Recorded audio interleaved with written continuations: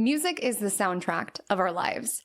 Astrology is the roadmap of our lives, and both music and astrology share in common this ability to make us feel less alone in whatever it is that we're moving through. We know that we can put on our favorite artist, put on a song, put on an album that helps us feel seen in what we are moving through. And we also know that we can look to the sky, look to our transits, and feel validated in what it is that we are moving through.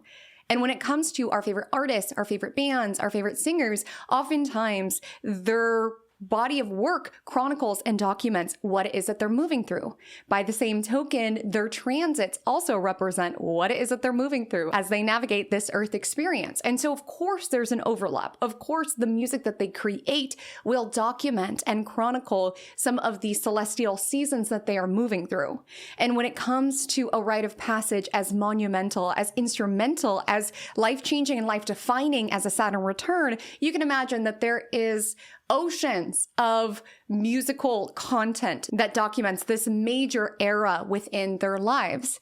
And as we navigate our Saturn returns, whether that is something that you have already experienced, whether that is something you're moving through now, or whether that is something that is on the horizon, oftentimes listening to your favorite artists, your favorite bands, your favorite singers, albums, and songs that they create during their Saturn return can help you as you navigate yours. Because Saturn return is a great equalizer, so to speak, around regardless of where it is that we are in life, we all will experience Saturn returning around the ages from 28 to 31. Saturn doesn't care how famous you are. Saturn doesn't care how talented you are. Saturn will do what Saturn does best, which is test. And so tapping into the Saturn return soundtrack oftentimes can support you in making sense of yours. And of course, there is so many different albums out there that really speak to the themes of Saturn returns as the writers move through their Saturn return. But within our time together, we are going to be astrologically analyzing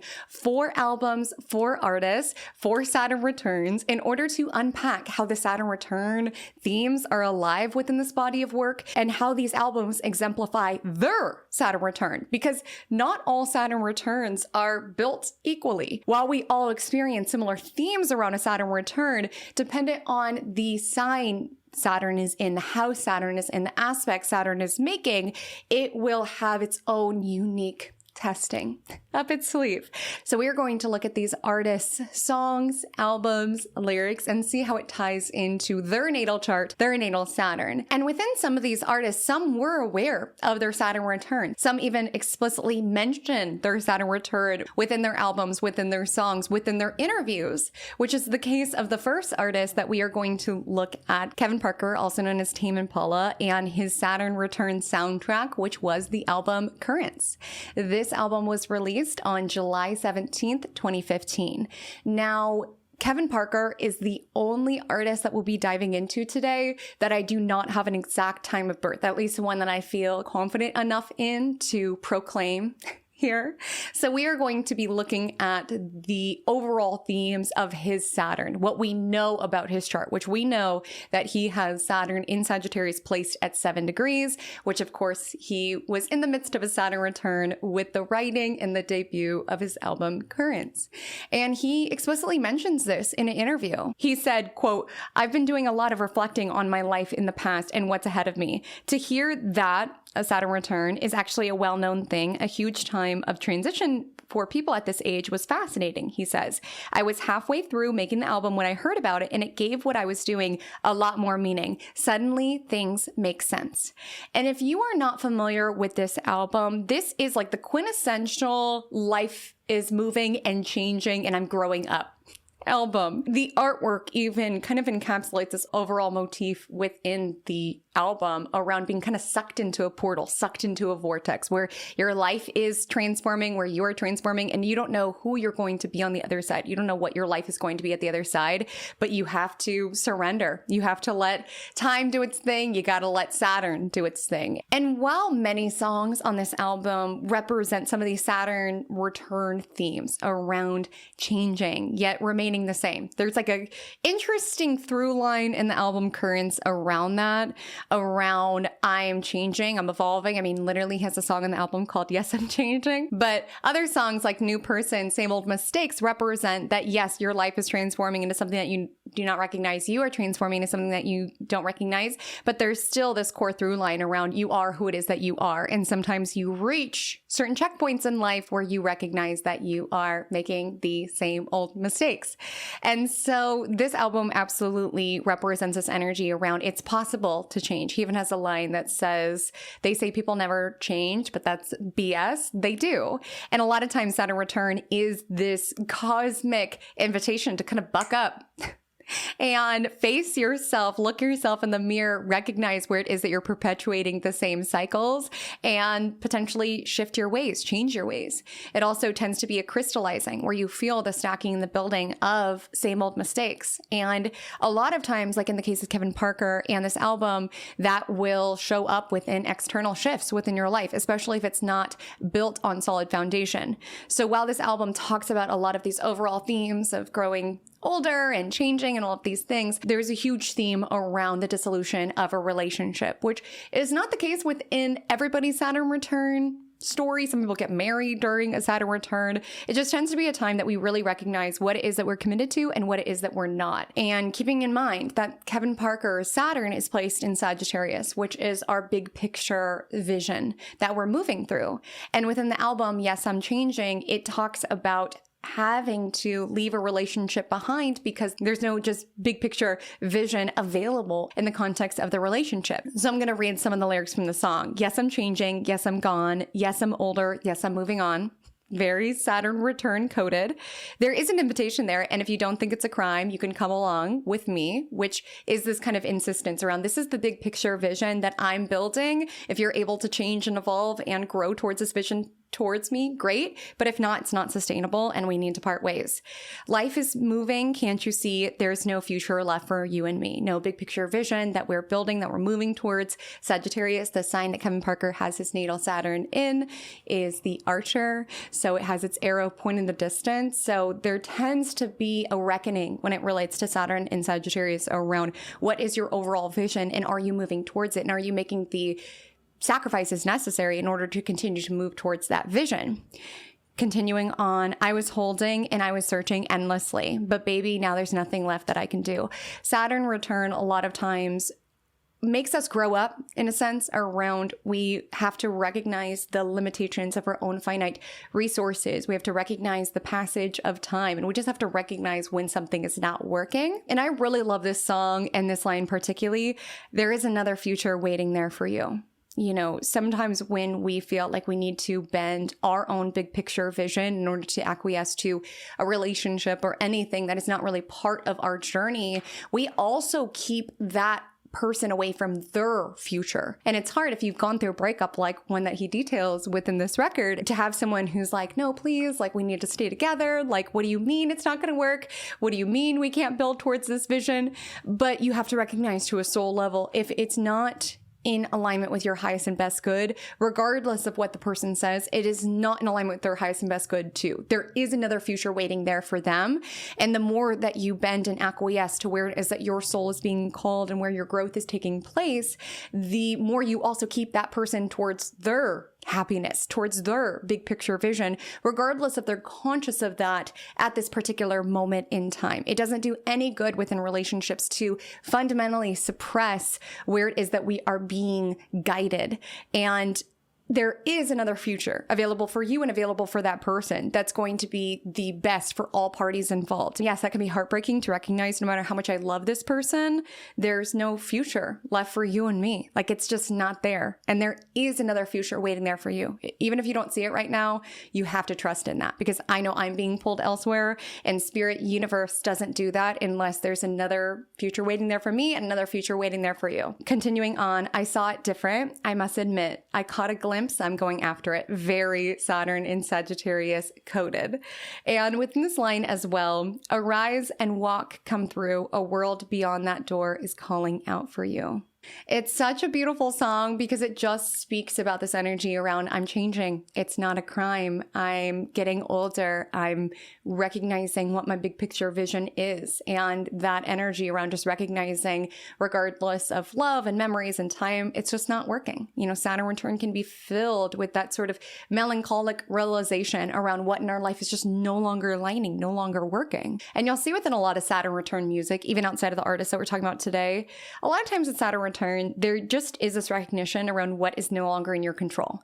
Like Saturn return oftentimes awakens us to the harsh realities of this world. And sometimes we feel enhanced pressure. You know, Saturn return can be a time that we step into more success, which while Kevin Parker was absolutely successful before this album, I definitely think that the album Currents really solidified him as an artist. And lots of people still feel like it's their favorite Tame Impala album. So Saturn return can be this time of stepping into enhanced success, leadership, management, what have you. But with that comes pressure. With that comes scrutiny. And with Saturn return, there needs to be like a recognition of what's not in our control. And a lot of times other people's opinions and perspectives of us are not in our control. So a lot of times when it comes to the music created around Saturn returns, you will find these themes around, I have to let it go. Like they're going to say what they're going to say. And within the song, New Person, Same Old Mistakes, he says, I can just hear them now. How could you let us down? But they don't know what I found or see it from this way around.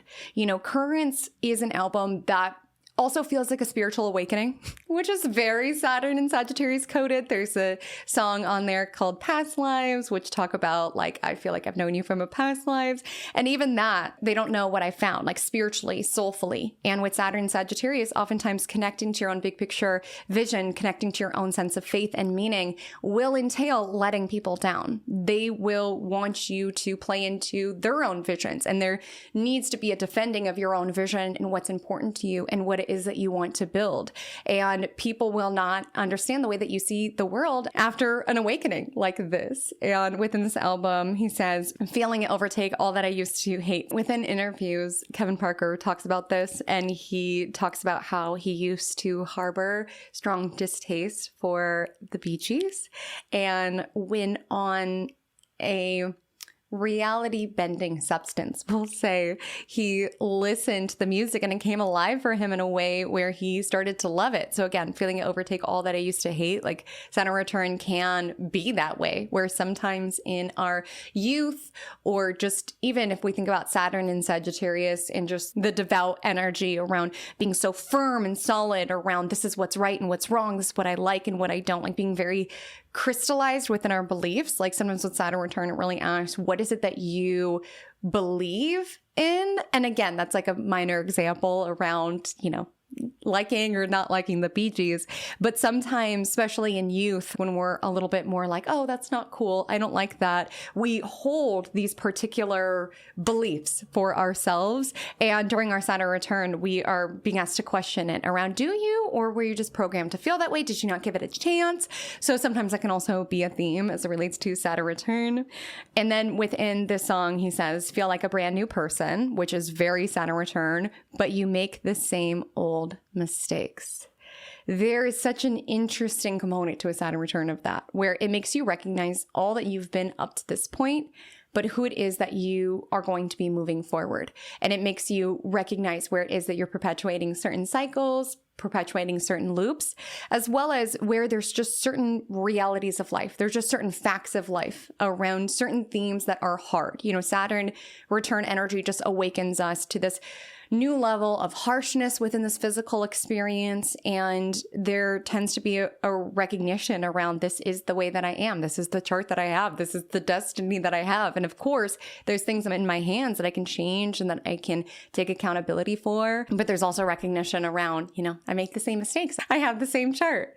And of course, this can show up in so many broad ways as well. Like Sagittarius is also associated with academia. So a lot of times Saturn and Sagittarius individuals will be going through grad school. You know, within Kevin Parker's journey, his father really pushed him to pursue academia. He majored in astronomy for some time, dropped out. Like sometimes Saturn and Sagittarius have to kind of like question the authority behind where it is that they seek wisdom or pursue wisdom. And so like Currents, our next album was also created around this particular time period and also happens to be on my side table.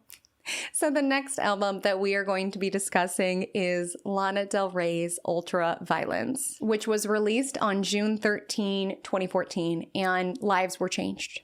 And by lives, I mean mine. My life was changed with the release of this album. And this album is very dark. As I highlighted, Saturn Return can sometimes be a very dark time, especially when we consider that in the creation and release of this album, Lana Del Rey was going through her Saturn Return in the sign Scorpio at 22 degrees in the first house. So there is a lot to unpack here. Let's start with the themes of Scorpio. So Scorpio brings up a lot around life and death. That brings up a lot around mortality. And that is absolutely alive as it relates to Lana's interviews around this time of this album. She even said in an interview with The Guardian, "I wish I was dead already. That's just how I feel. If it wasn't that way, then I wouldn't say it. I would be scared if I knew it was coming, but ellipses." And so Saturn and Scorpio sometimes can really make us question our mortality and what keeps us here. And even outside of questioning her own mortality and her own reasoning for being here, she also had certain experiences with death at this time. She wrote the song Brooklyn Baby with Lou Reed in mind, and Lou Reed had agreed to meet with her. She flew to New York and, quote, "I took the red eye, touched down at 7 a.m., ... and 2 minutes later, he died." So Saturn and Scorpio can just make that very real. And with the energy of Saturn in Scorpio within the first house, this brings up a lot around self. And this was a very controversial time, like these particular articles. She also had an interview with Rolling Stone that she was like, okay, let's just actually cancel the article altogether, because she was feeling so misunderstood. She felt like that quote was taken out of context. She felt like a lot of the media coming out at this time was taken out of context. And that also could be a Saturn return theme around feeling misunderstood, feeling kind of the consequences of success and having to kind of rectify this harsh reality that people are going to assume what they're going to assume. I briefly mentioned this is placed at the 22nd degree. If you study degree theory, you know that this is a degree that's associated with kill or be killed, which does not literally mean that. It just can represent this energy around you have to get what it is that you want. You have to go after what you want. You have to stand up for yourself or defend yourself before other people come at you. Like, it just can represent this energy around having to be a bit more proactive in a sense, or else you're going to be fed to the wolves, is essentially. And being very proactive with boundaries can also show up with Saturn in the first house. And within this album, a huge reason why it was so dark, the subject matter was due to a relationship that this album chronicles. And we see that alive within her Saturn return story because her natal Saturn in Scorpio opposes her Venus in Taurus. So again, your Saturn return will echo every aspect that you have within your chart. So it will bring all of these themes up to the surface. And Lana's Saturn return is in the first house, which brings up a lot around self and identity. Hence this theme around being misunderstood, feeling like the narrative of her got out of her hands and having to be protective of it, or at least boundaried around it. It also can bring up themes around upbringing. A lot of times individuals who have Saturn in the first house do have a harsh introduction into this world, feeling isolated, feeling misunderstood, feeling like other people had this very extreme reaction to them. And with Saturn return, sometimes there are themes that come back around from that time, from our early life, that really make us recognize how it is that we've crystallized and seen our own self. And in Lana's case, with Saturn opposing Venus in the 7th house, where it is that we seek to find from others what it is that we were denied potentially from early life, or at least our initial introduction into this world. And with the energy of Saturn in Scorpio, it's also going to bring up themes around merging. It's going to bring up themes around intimacy. And we see that within in the first song in this album, Cruel World, where she says, shared my body and my life with you, that's all over now. Because this energy of Saturn in Scorpio is recognizing the consequences of merging or sharing energy with individuals who can sometimes take advantage of it or betray our trust or things like this, and having to be boundaried around who gains access to our energy. You know, with Scorpio energy, it's like this enormous wealth of occult knowledge and intimacy and depth, and a need to be boundaried with who has access to it. And we also see this theme within this album of this lover of hers that she's talking about being very neglectful, putting substances before her, putting other women before her, and this need to get her needs satiated, get her needs nourished. You know, Venus in Taurus wants to feel nourished and safe and stable with a partner. But a lot of times with Venus opposite Saturn, especially since her nodes are also involved, there can be an energy around feeling like love is hard, love is sacrifice, love is cold. She literally calls this individual cold, you know, in the album Shades of Cool. So even though her natal Venus in Taurus in the 7th house so wants someone who makes her feel safe and someone who she can enjoy the simple things with and sensual pleasures and things like that. With Venus opposite Saturn in Scorpio, there is some kind of unwinding around love is pain, love is sacrifice. Distance is an invitation to work harder in order to pull this person in closer. And we do see this theme throughout this album around this recognition, like, I can't fix you. Like literally in this song, Shades of Cool, she says, but I can't fix him, can't make him better, and I can't do nothing about his strange weather. Again, Venus in Taurus so wants someone to feel safe with, stable with, sensual with, but the opposition to Saturn in Scorpio, it sometimes represents this energy around being drawn to morose types, cold types, harsh types, individuals who sometimes replay dominant themes from early life.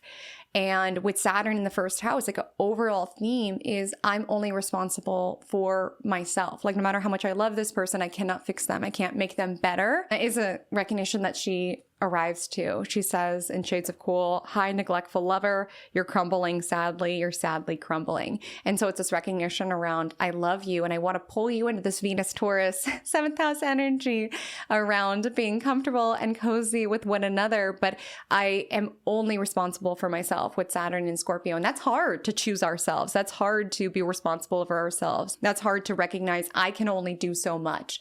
And sometimes that's a Saturn in the 1st house energy too, around having to take responsibility over our life and over ourselves, and with Saturn opposite Venus, potentially over this lover that is chronicled within that album. And it's interesting just when we think about Lana's Saturn in Scorpio story in Ultraviolence, because the next album, Lust for Life, is so different. Like both visually, the albums are very different. Again, if her Saturn return in Scorpio was the tower moment, like Lust for Life is the star moment. You know, with Saturn and Scorpio, yes, there can be themes of death and mortality and do I want to be here? But it seems that she made the choice, and I would encourage everyone during their Saturn return to make the choice to choose life, to choose to be here, and not just be here, but really be here.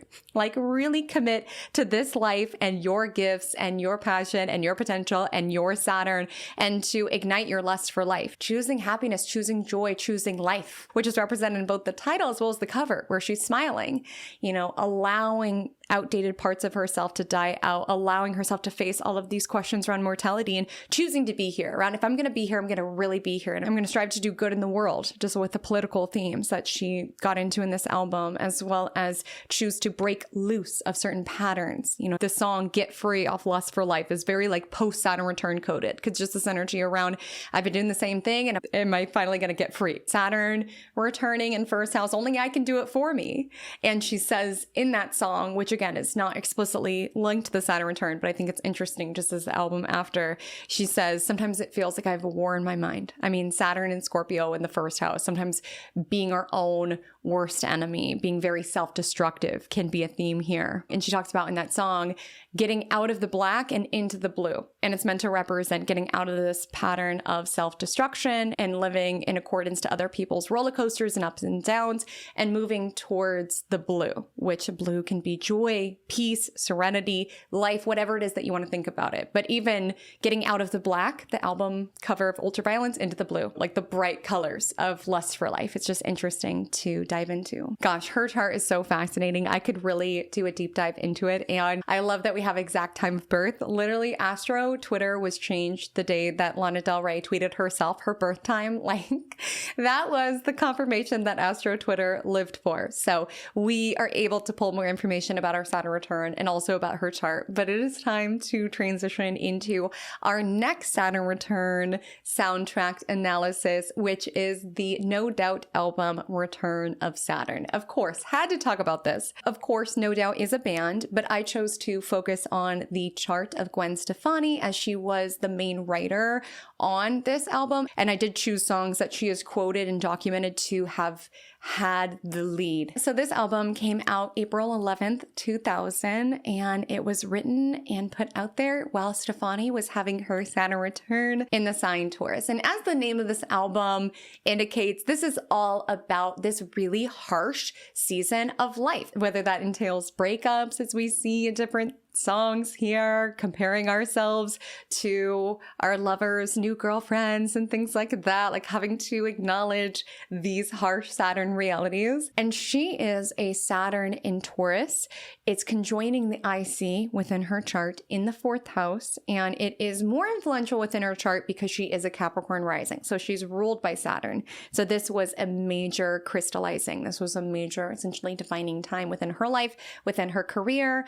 And this album is pretty melancholic. You know, Saturn return is a very melancholic time of our life, and it can be a reckoning around what we've always wanted and what we desire moving forward, which of course the song Simple Kind of Life documents.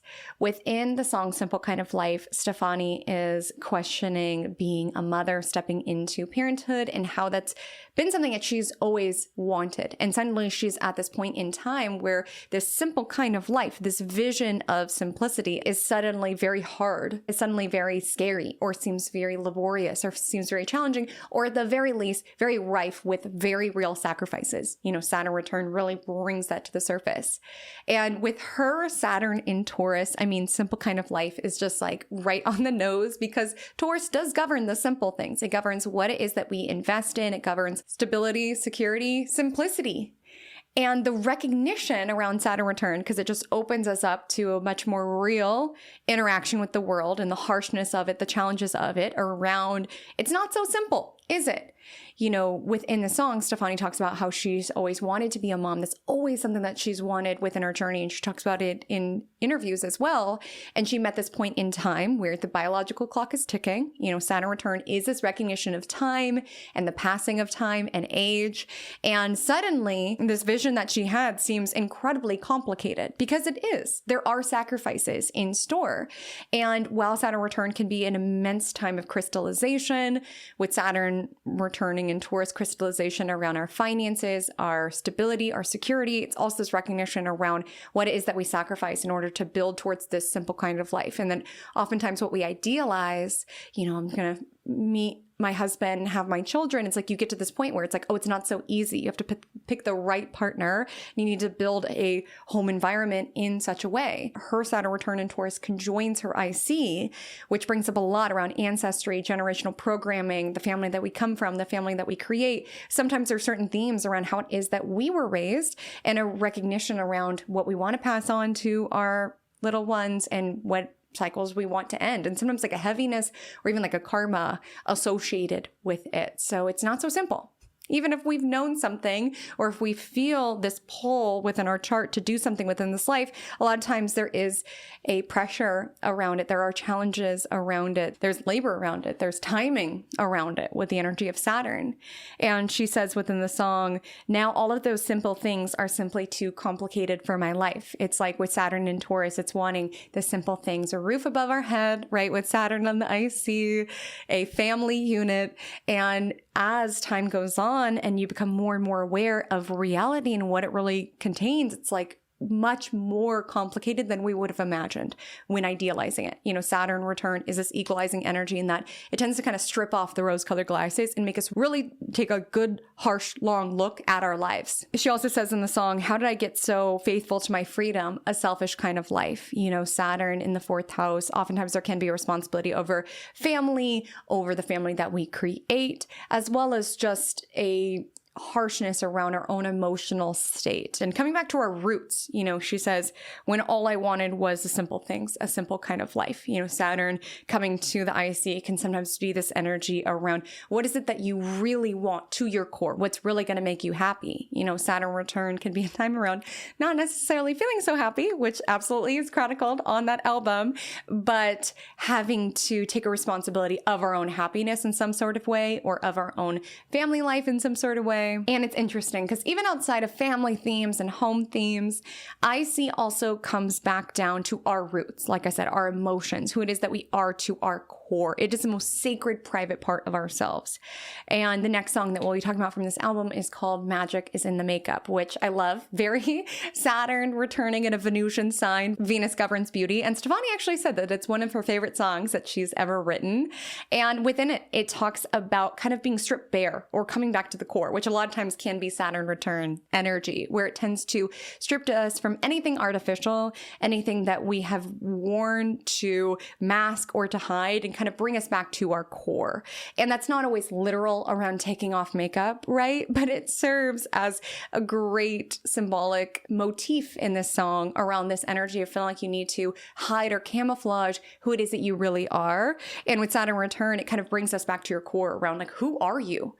And that's even said within the song when she says, makeup's all off, who am I? There's like an energy around who am I when I'm not having to camouflage or hide, especially with Saturn return to the IC. It just tends to strip bare our own emotions or the roots of who it is that we are. She says in this song, no courage to show my true colors that exist. I want to be the real thing, but if you catch my eye, can't be authentic. The ones I loathe are the ones who know me best. You know, Saturn return at the IC can sometimes bring up a certain focus on the emotional toll that we are carrying.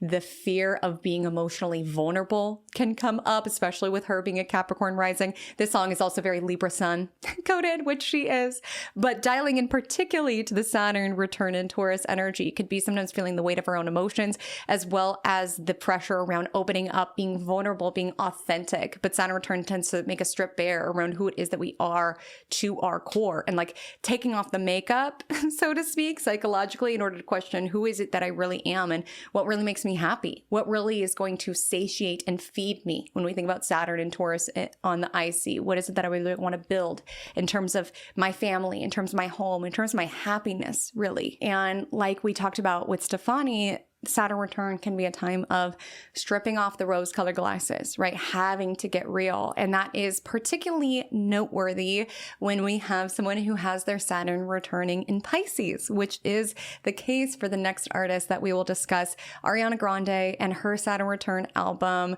Eternal Sunshine, which is another, like Return of Saturn, quintessential Saturn return album, as it literally talks about the Saturn return within the Saturn return interlude. The interlude is quoted to say, when we're all born, Saturn is somewhere, and the Saturn cycle takes about 29 years. That's when we're going to wake up and smell the coffee. If we've been sort of relying on our cleverness or relying, you know, just kind of floating along, Saturn comes along and hits you over the head and says, wake up. It's time for you to get real about life and sort out who you really are. And isn't that apt for Saturn return? So Ariana Grande was clearly very aware of going through Saturn return, and Pisces energy brings up a lot around fantasy, brings up a lot around illusion and what we're not seeing, which is so interesting when you think about a lot of the imagery from this album and how she is like not looking.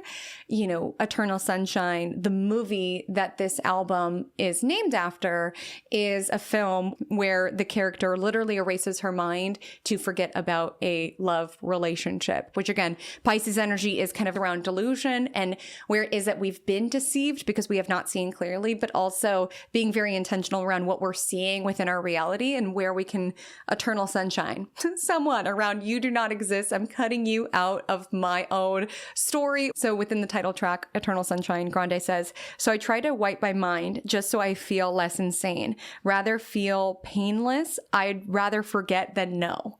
And sometimes with Saturn and Pisces returning, there can be this recognition around where is it that I have been under some sort of illusion, but where is it that I want to take a responsibility over my illusions?